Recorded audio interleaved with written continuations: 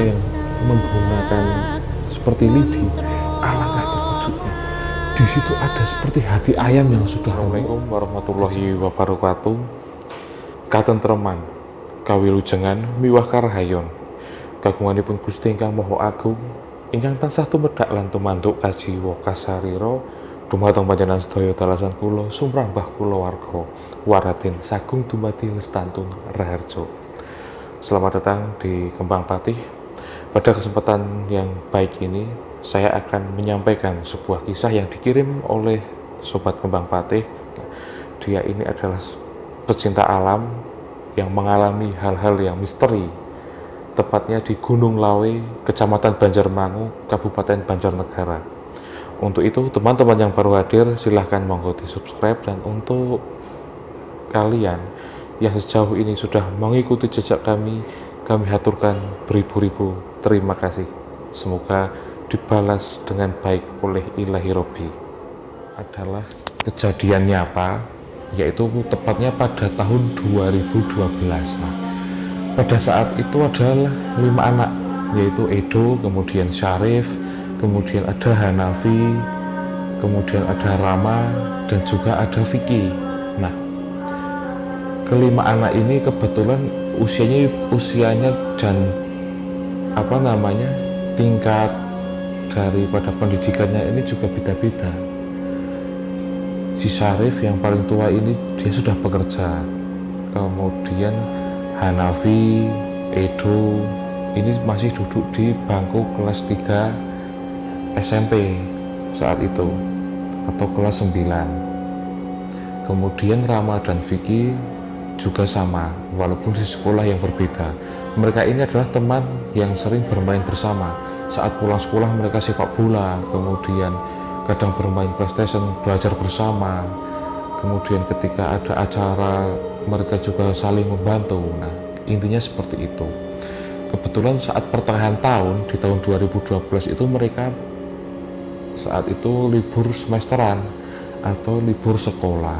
Nah, Syarif ini yang sudah bekerja karena dia juga seorang pedagang yang sukses di bidang desainer, dan juga dia ini juga ahli dalam pemotretan dan suka dengan hal-hal yang berbau alam. Ini mengajak teman-teman ini waktu itu untuk muncak. Tetapi Syarif sebagai yang tertua di situ, karena saat itu dia berumur 21 tahun, dia bilang kepada teman-temannya, yuk besok kita malam minggu muncak, tapi nggak usah jauh-jauh dari Wonosobo seperti itu. Kalau di Gunung Dieng saya belum berani ngajak kalian, takutnya fisiknya nggak kuat, apalagi cuaca di Gunung Dieng ini kan juga ekstrim, apalagi kalau berkabut itu juga sangat dingin, sangat menguras energi. Nah, kemudian Syarif ini bilang, apa saya ajak ke Sikunir saja. Nah, tapi teman-teman tidak mau. Kalau Sikunir itu kalau nginep juga tanggung, bagusnya berangkatnya dini hari. Nah, kemudian Syarif ini berpikir kemana ya. Nah, akhirnya dia ini berkomunikasi dengan teman-temannya yang juga pecinta alam, yang paling dekat tapi nggak begitu jauh, di mana nih. Nah, kebetulan teman Syarif ini membalas waktu itu via BBM, aja mas, di sini di Gunung Lawe, tepatnya di Banjarmangu arah Karangkobar, seperti itu.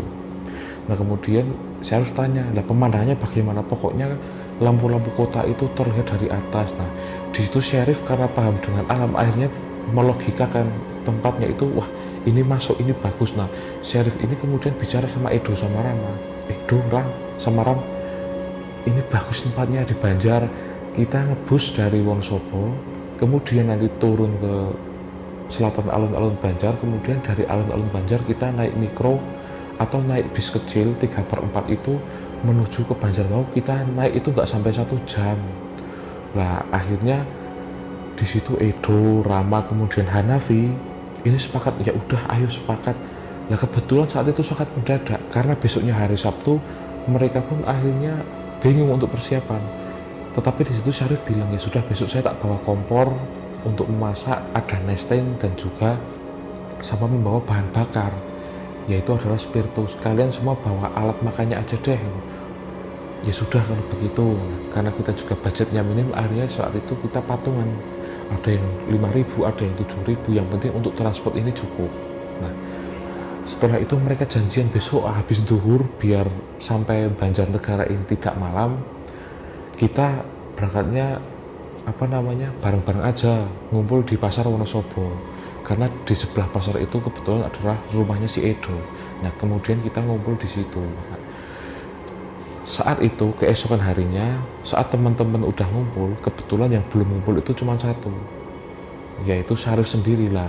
Ini Edo sama Vicky itu bingung, loh Syarif di rumah juga nggak ada. Kebetulan Syarif ini kan tetangganya Edo.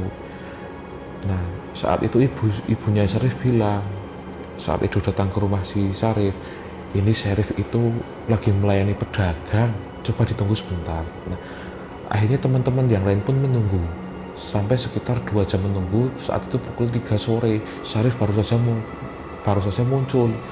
Nah, Syarif ini kemudian sama teman-temannya bilang, ya udah maaf aku tadi ada pedagang, kemudian barang juga pada baru datang, kita juga harus nyetok dan lain-lain.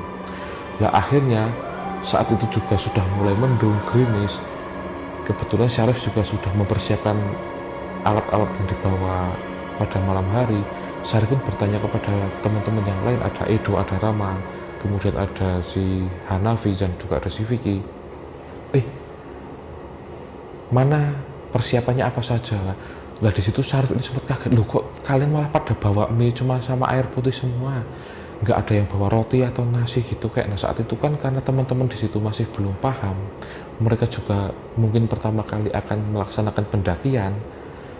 Akhirnya ya sudahlah, karena sini juga sudah sore, intinya ada mie untuk dimakan sekarang sama besok udah aman, yang penting air jangan sampai habis. Nah, akhirnya mereka pun berangkat. Nah, mereka berangkat ini juga sudah lumayan sore, jam 4 dari Wonosobo. Akhirnya mereka mendapat bis yang saat itu sudah hampir bis terakhir yang menuju ke arah Banyumas.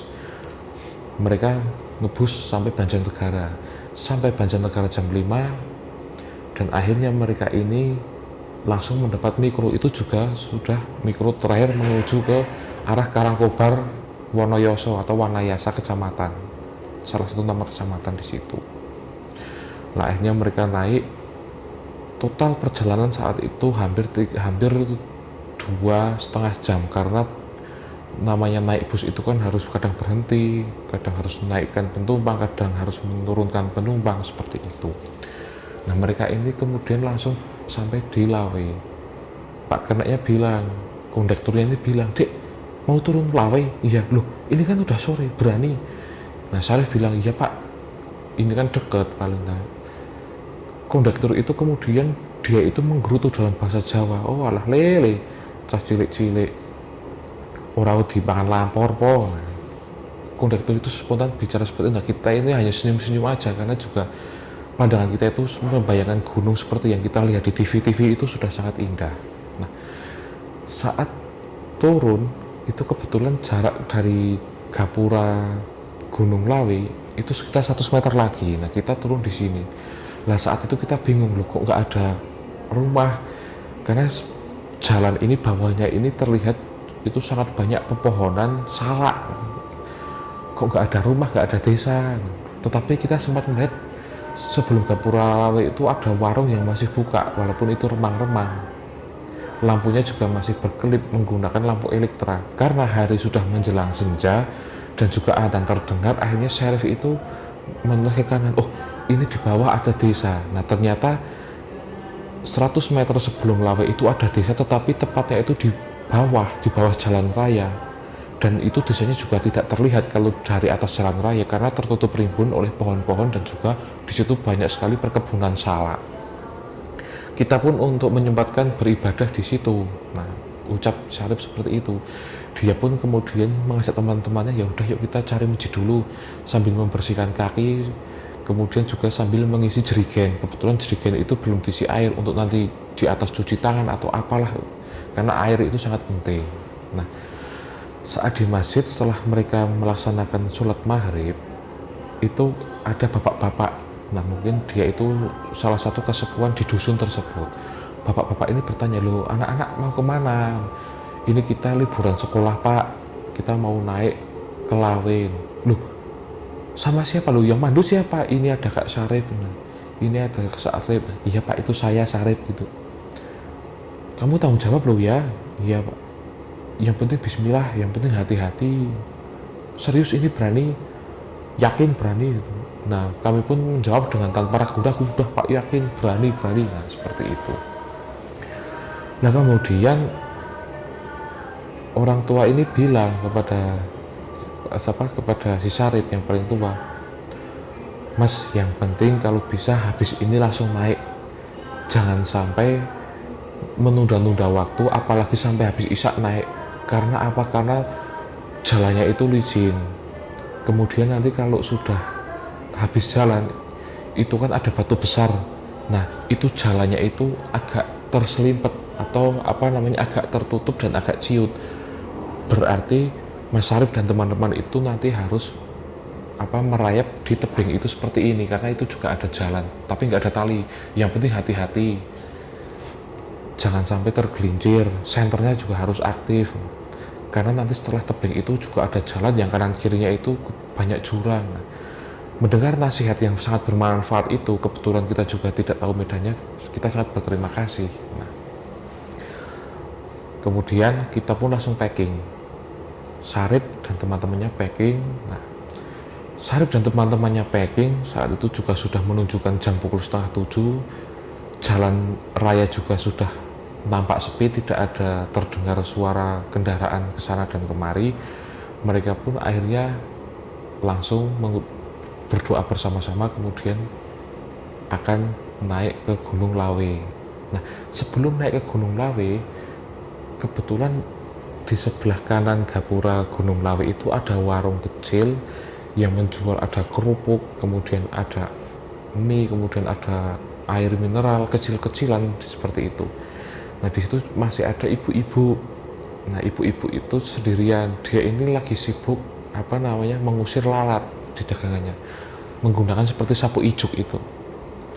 Nah, ibu-ibu ini dandannya biasa seperti orang Jawa, rambutnya sekitar sepanjang leher, menggunakan anting, dan juga di depan warung ibu ini tuh ada 2 anjing yang berkeliaran, warnanya itu hitam semua. Saat kami datang ke situ, anjing itu menggonggong terus. Nah, ibu ini kemudian menenangkan anjingnya, minggir.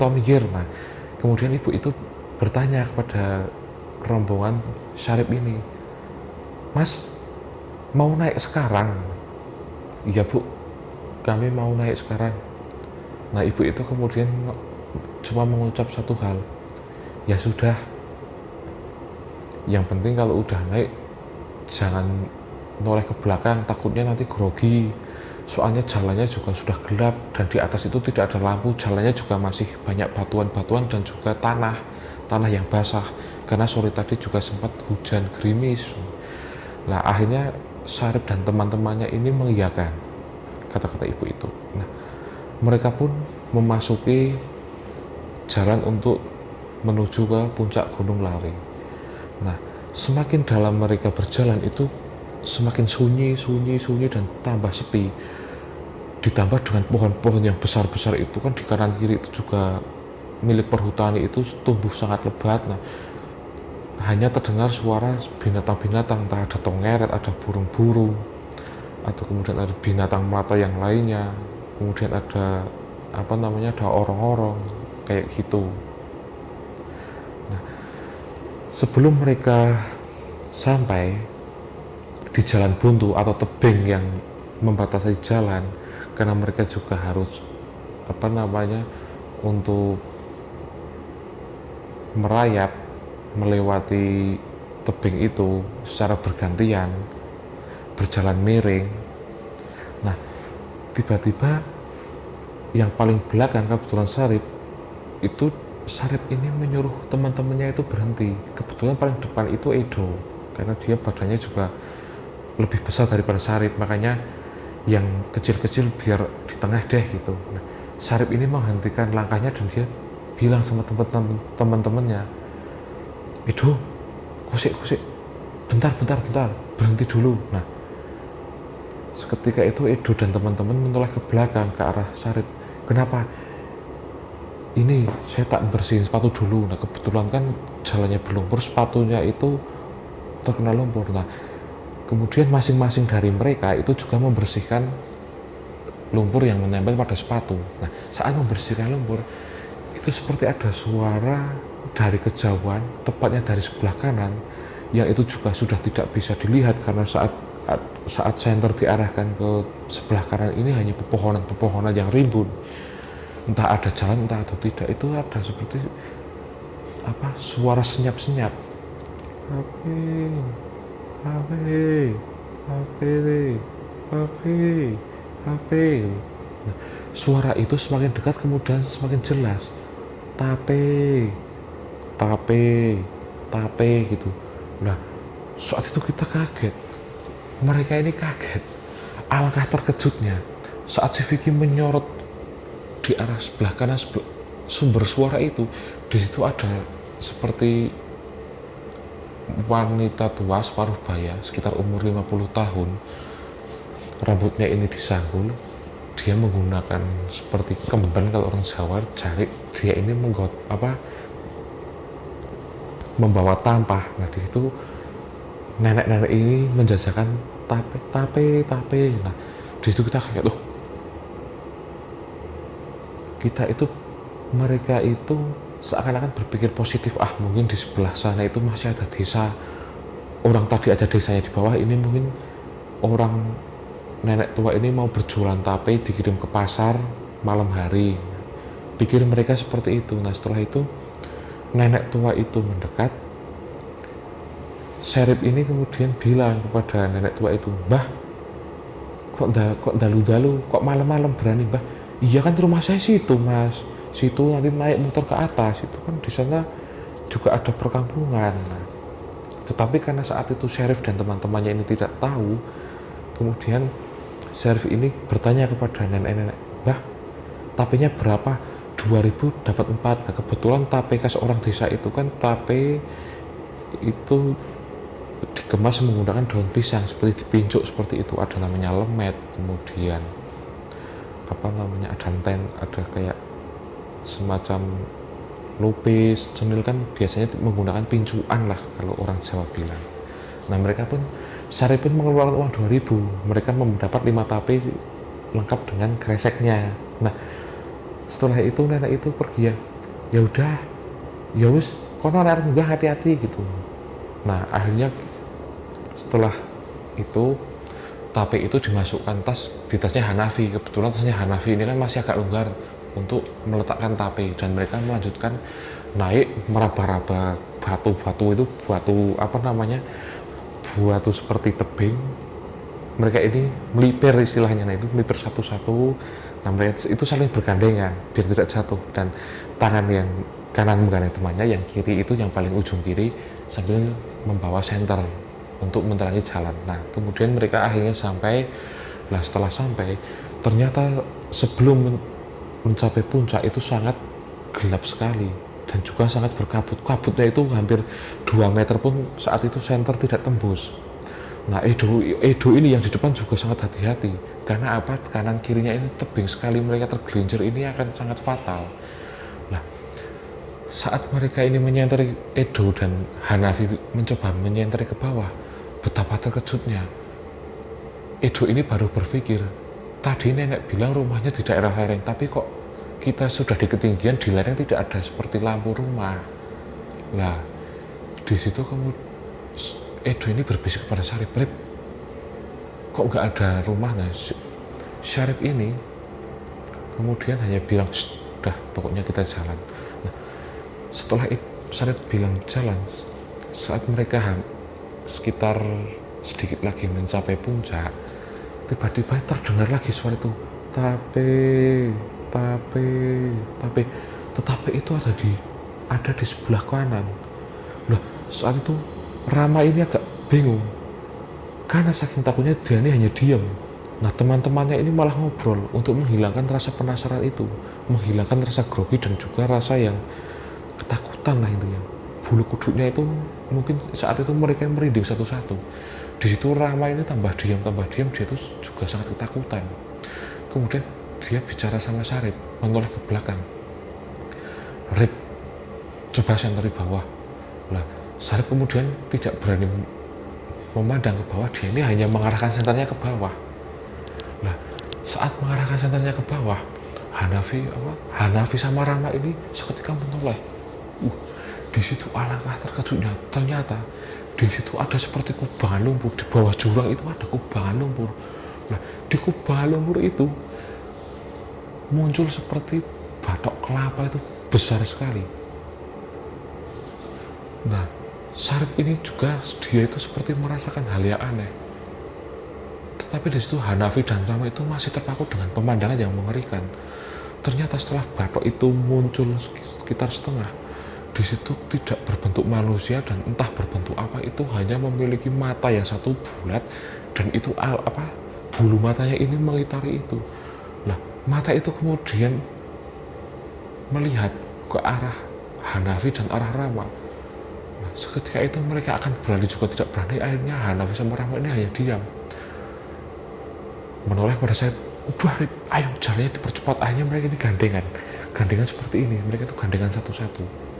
Nah, mereka ini kemudian sepanjang jalan diam dan akhirnya tibalah sampai di atas. Dan alangkah mengagetkan ketika di atas tidak ada kabut yang menyelimuti. Suasana sangat indah, sangat cerah, bahkan saat itu juga padang bulan. Dan cahaya perkotaan juga terlihat dari atas tebing itu, di atas Gunung Lawi. Tanpa berpikir panjang, Sarip mengeluarkan peralatan, yaitu ada dum untuk mereka berkemah. Nah, kemudian mereka langsung mendirikan dum, matras-matras juga mereka rapikan, ditata dengan rapi. Ditambah setelah mereka selesai, Sarip ini menyuruh Edo, kompornya langsung dinyalakan, kita buat mie sekarang juga gitu. Kemudian Vicky, Edo, Hanafi, kemudian Rama dan Sarip ini mereka mengitari api kompor itu. Nah, kemudian Hanafi ini bilang sama Edo, apa kita cari kayu dulu aja yuk? Ya udah, ayo kita cari kayu. Nah, kebetulan karena di sebelah ujung kiri itu ada seperti semak-semak dan juga mungkin ada ranting-ranting kayu yang terjatuh dari pohon pinus. Mereka pun mengambil kayu-kayu itu. Nah, saat itu tertinggal hanya Sarif, kemudian ada Rama dan juga ada Vicky, karena Hanafi dan Edo ini pergi mengambil kayu. Tanpa disadari 5 menit mereka itu belum kembali. Nah, Sarip ini kemudian mengarahkan senternya. Loh, Do, nah, Edo sama Hanafi kemana? Kok nggak kelihatan gitu? Nah, ternyata Edo Hanafi ini sudah sampai di salah satu tempat, yaitu di situ dia sudah sampai bawah. Nah, saat itu saya manggil, Hanafi. Nah, di situ Edo sama Hanafi masih bilang, oh iya bentar. Nah, di situ Sarip sempat tegang karena tidak terjadi apa-apa kepada mereka. Nah, saat itu saat menemukan cekungan air, mereka akan mengambil air. Hanafi dan Edo ini akan dia itu mau buang air kecil. Saat dia masih akan membuka selanjutnya, tiba-tiba ada sosok tangan kecil seperti tangan wanita itu menyeret dia sehingga dia jatuh terseret 5 meter. Di situ Hanafi hanya melihat, kamu kenapa? Tolong. Nah, saat itu Hanafi ini menyertakan Edo. Yang dilihat Hanafi Edo itu hanya terkapar seperti ini, terkapar di tanah dan posisinya itu tengkurap. Di situ Edo itu menangis, tolong tolong. Nah, kamu kenapa ini saya ditarik, ya ditarik. Nah, Hanafi itu tidak melihat apa-apa, tetapi kaki Edo itu seperti sangat tegang, seperti ada yang menarik. Nah, seketika itu Hanafi ini terus dia ini menggeret Edo, tapi seakan-akan badan Edo ini sangat berat. Nah, setelah beberapa saat akhirnya mereka pun lemas dan itu juga sudah tidak merasakan kalau dia sudah lepas dari cengkeraman tangan misterius tadi. Nah, kemudian mereka membawa kayu-kayu itu langsung kemudian naik kembali. Di situ Edo menceritakan kepada Sarif dan teman-temannya, wah barusan aku itu ada tangan seperti tangan wanita, dia itu nyeret aku gitu. Nah, seketika itu Edo yang masih ketakutan, dia akhirnya bilang gini sama teman-teman, kita turun aja sekarang yuk. Nah, di situ teman-teman yang lain ini juga bingung, udah pokoknya kita hilangkan pemikiran negatif itu. Ya udah, sana kamu kencing dulu. Nah, Edo ini kemudian kencing diantar sama Hanafi sama Rama. Setelah mereka kencing bergantian, mereka kembali menikmati makan malam mereka. Tak lama berselang, kemudian ada rombongan datang, orang 4. Nah, mereka pun lega, wah ada orang. Nah, tapi orang-orang itu seperti orang-orang mahasiswa ya, mereka itu ya seperti mahasiswa lah, seumuran kisaran 25 sampai 28.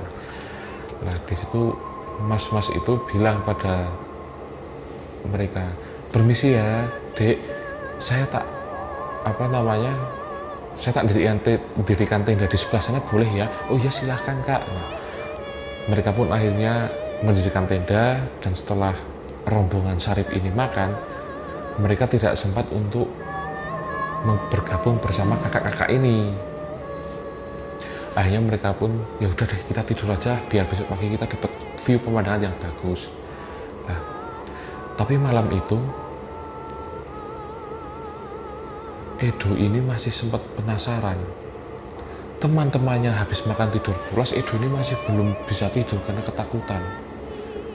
Akhirnya Edo ini memberanikan diri, dia membuka resleting dome tenda.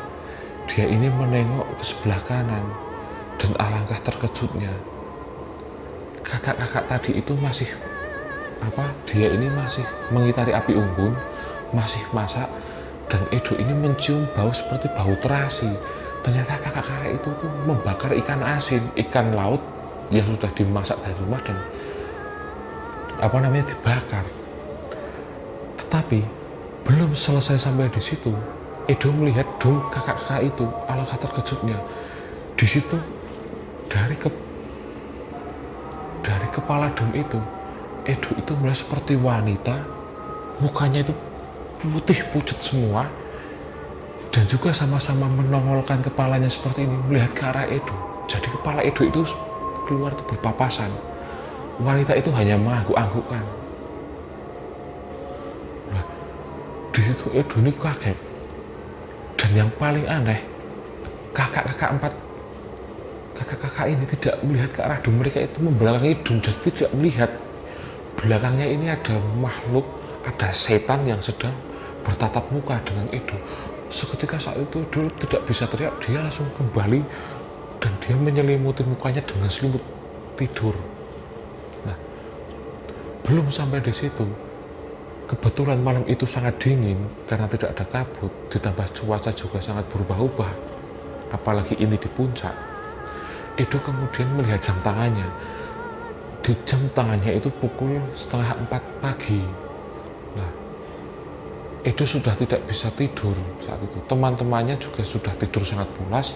Edo mau bangunin teman-temannya ini juga tidak berani. Dia ini hanya melamun. Nah, di tengah-tengah Edo melamun itu seperti ada suara gending di bawah, deng dong, seperti ada ebek. Nah, di situ Edo ini tambah ketakutan.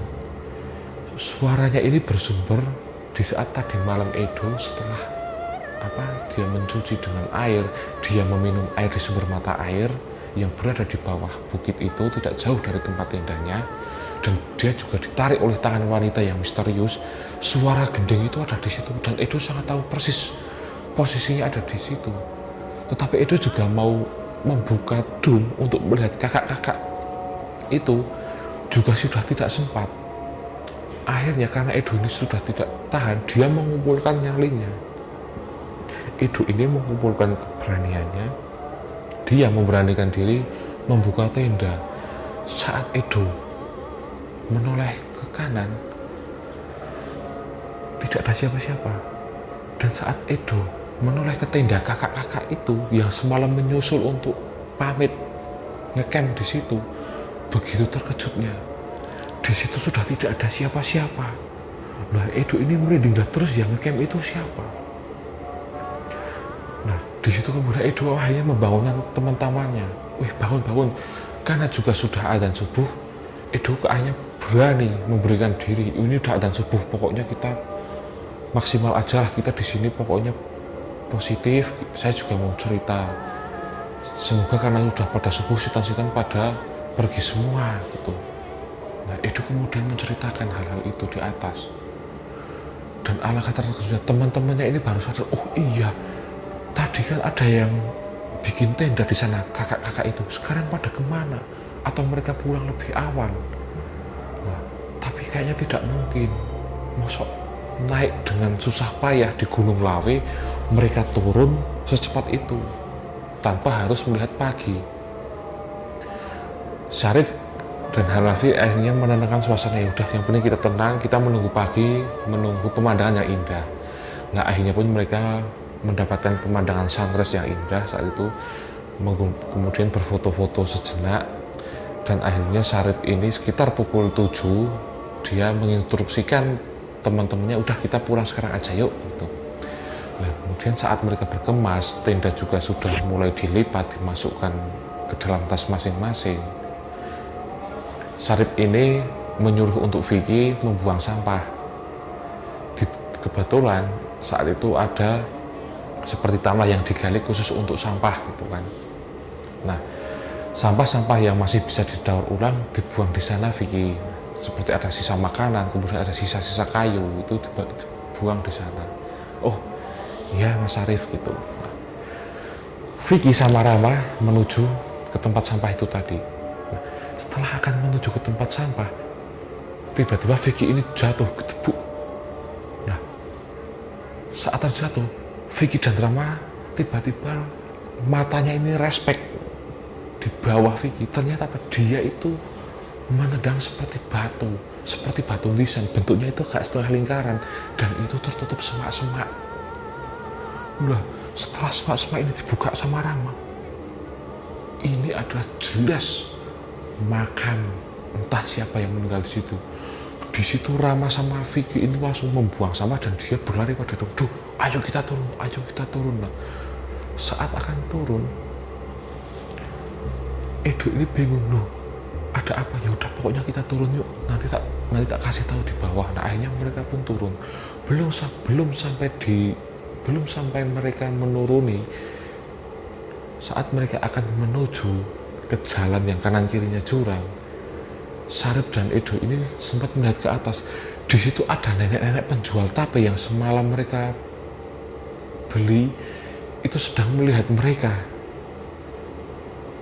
Ekspresi mukanya juga tidak begitu jelas karena jaraknya juga sudah agak jauh, tetapi jelas nenek itu yang semalam mereka temui.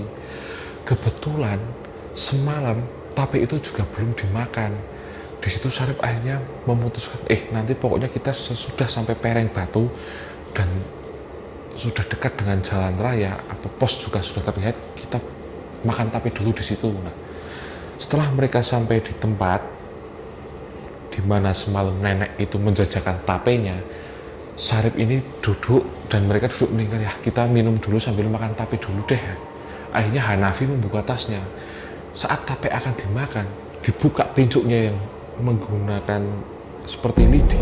Alangkah terkejutnya, di situ ada seperti hati ayam yang sudah remuk dicampur dengan bau bangkai yang busuk. Itu jelas itu bangkai seperti bangkai tikus.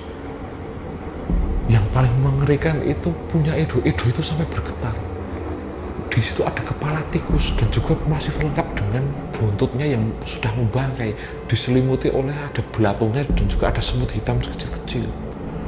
Ketika itu mereka, astagfirullah, mereka ini kemudian minum dan juga langsung lari bersama-sama. Kebetulan jalan raya juga sudah terlihat. Nah, saat itu mereka akhirnya berpapasan dengan orang yang akan menderes karet. Ada 3 orang tua. Pak, saya tuh ketakutan dari semalam. Mereka pun akhirnya bercerita, kenapa dek? Kebetulan bapak-bapak itu adalah orang dari desa di bawah yang saat kemarin mereka untuk sholat di desa itulah kira-kira. Bapak itu kemudian bilang, ya memang dulu di sini itu ada orang meninggal, dek. Kalau orang yang belum paham daerah sini, jarang-jarang loh yang berani naik di sini. Tapi ini jenengan bersyukur tidak disesatkan, karena yang sudah-sudah itu kadang ada yang disesatkan. Nah, pokoknya jenengan setelah pulang nanti langsung mandi, kalau ada bunga apapun itu kalian mandi. Ya Pak. Nah, mereka pun akhirnya petani-petani itu melanjutkan aktivitasnya, dan Syarif dan teman-teman ini juga sudah lega. Nah, saat mereka sudah sampai di pinggir jalan raya, kebetulan itu jalan besar, karena untuk kembali ke daerah ke arah Banjar kan mereka hanya menyeberang. Rama ini kemudian menyempatkan diri mengajak teman-temannya, foto dulu yuk di pelang atau papan nama Gunung Lawi. Mereka pun akhirnya berfoto di situ. Setelah berfoto, Hanafi dan Rama ini kemudian ingat, Vi, ya aku ingat. Rama ini bilang kepada Syarif, Mas, kan tadi di sini warung, kenapa jadi kayak gini? Begitu mereka menoleh ke arah warung, warung itu sudah berbentuk reot, sudah seperti tidak layak huni, sudah hancur pokoknya. Padahal semalam itu warung yang mereka temui, ada ibu-ibu di situ seperti tidak mencurigakan, itu masih normal. Kok ini sudah reot? Saat mereka menyeberang, kebetulan mereka juga berpapasan dengan warga yang berada di sebelah Lawi tersebut. Ada 3 ibu-ibu. Karena penasaran, Syarif ini bertanya pada ibu-ibu, nah warung ini, kemudian diceritakan, warung ini itu udah lama nggak beroperasi, Mas. Sudah karena gunung ini yang naik gunung juga sudah sepi. Tadinya ada yang jual di situ, tapi sudah beberapa tahun tidak ada yang jual di situ. Nah, Syarif pun hanya ya udah Bu, terima kasih. Nah, Syarif ini sama teman-teman berlima ini bengong. Lah terus malam itu yang jualan siapa? Setelah itu mereka akhirnya pulang perjalanan sampai rumah, dan ini akan menjadi pengalaman yang baik, pengalaman yang luar biasa, sebuah pelajaran hidup untuk mereka semua dan untuk saudara-saudaraku. Ini adalah pelajaran hidup yang bisa kita ambil, hikmah di balik kisah yang baru saja kami sampaikan. Maka dari itu, ikuti terus Jejak Kembang Patih. Sekian dari saya, Angga Balarama. Pami yakin warono kinarya sarana hamayu hayuning sasomu. Wallahul muwaffiq ila huwa mitariq. Wassalamualaikum warahmatullahi wabarakatuh.